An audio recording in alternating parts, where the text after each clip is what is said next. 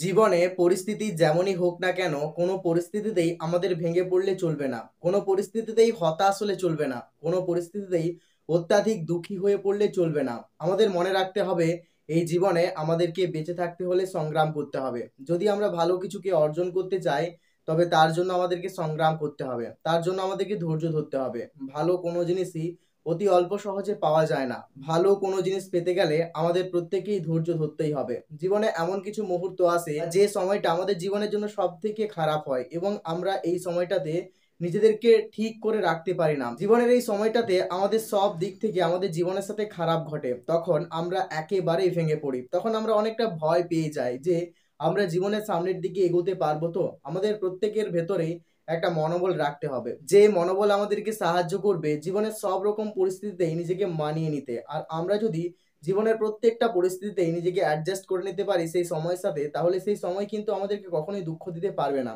আর যদি আমরা সেই সময়টাকে মানিয়ে নিতে না পারি, তখনই আমাদের জীবনে বিভিন্ন রকমের প্রবলেম স্টার্ট হয়।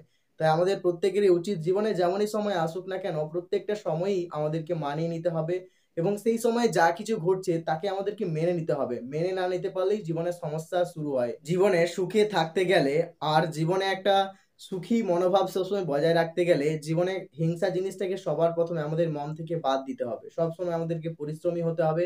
নিজের কাজ যেটা সেই কাজে নিজেকে সবসময় ব্যস্ত রাখতে হবে। কখনোই পরচর্চা, পরনিন্দাতে আমাদের জীবনের মূল্যবান সময় আর শক্তিকে কখনোই নষ্ট করলে চলবে না। কিন্তু বেশিরভাগ মানুষ যেটাই করে থাকে, সবসময় তারা পরচর্চা এবং পরনিন্দা করতে থাকে। সমাজে যদি কোনো ব্যক্তির সাথে আমাদের ঝগড়া হয় এবং আমরা সেই শত্রুর নিন্দা করতে, করতে আমাদের জীবনের বেশিরভাগ সময়টা কাটিয়ে দিই।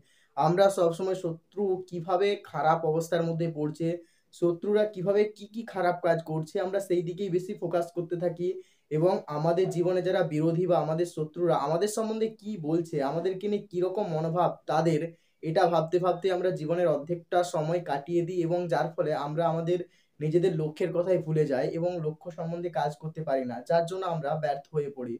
সবার প্রথমে আমাদেরকে এইসব চিন্তাভাবনা করা বন্ধ করতে হবে। আমাদেরকে সবসময় আমাদের কাজে নিজেদের সময়কে ফোকাস করতে হবে। তবেই আমরা জীবনে সুখী হতে পারবো।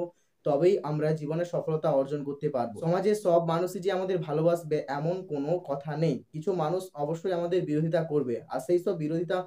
আর সেইসব বিরোধকারী মানুষদেরকে যোগ্য জবাব দিতে হলে তোমাকে কাজ করতে হবে। আর সেই কাজের মাধ্যমে সফলতাকে অর্জন করে তাদেরকে বুঝিয়ে দিতে হবে। তবেই তুমি একজন প্রকৃত মানুষ। কখনোই কলহ সৃষ্টি করো না। সফলতার মধ্য দিয়েই তোমার সাথে ঘটে চলা সমস্ত অন্যায়ের প্রতিবাদ করো।